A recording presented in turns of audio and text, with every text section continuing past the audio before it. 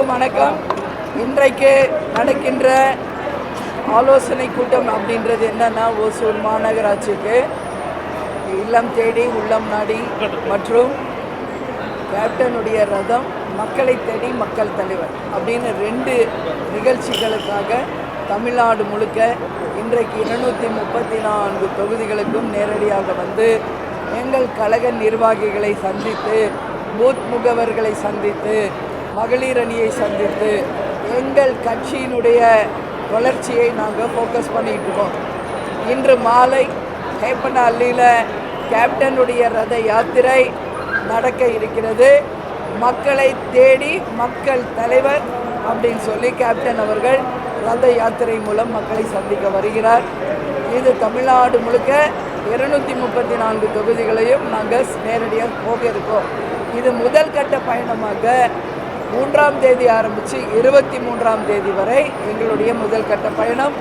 24ஆம் தேதி தலைமை அலுவலகத்தில் எல்லாருக்கும் நலத்திட்ட உதவிகள் வழங்கி எம்ஜிஆர் ஸ்கூலுக்கு 50,000 நிதி, மறுநாள் சாப்பாடு எப்பவும் பண்ணுறது போல் கேப்டன் அறக்கட்டளையிலிருந்து இந்த முறை பல்வேறு பேருக்கு நிறைய உதவிகள் தர இருக்கிறோம்.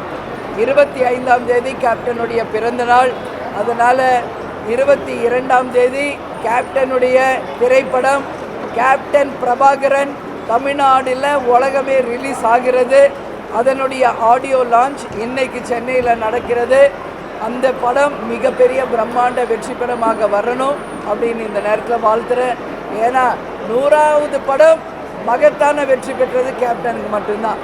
மீண்டும் அந்த திரைப்படம் ரிலீஸ் ஆகிறதுல ஒட்டுமொத்த கட்சி நிர்வாகிகள், தொண்டர்கள் எல்லாருமே ரொம்ப சந்தோஷப்படுறாங்க.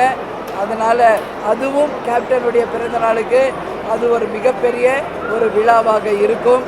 அதுக்கு அடுத்தது செப்டம்பர் 14 எங்கள் கட்சியினால் கேப்டன் 2வது குரு பூஜை அதையெல்லாம் முடித்து ஜனவரி 9ஆம் தேதி கடலூரில் தேமுதிக சார்பாக மகத்தான ஒரு மாபெரும் மாநாடு நடத்த இருக்கிறோம்.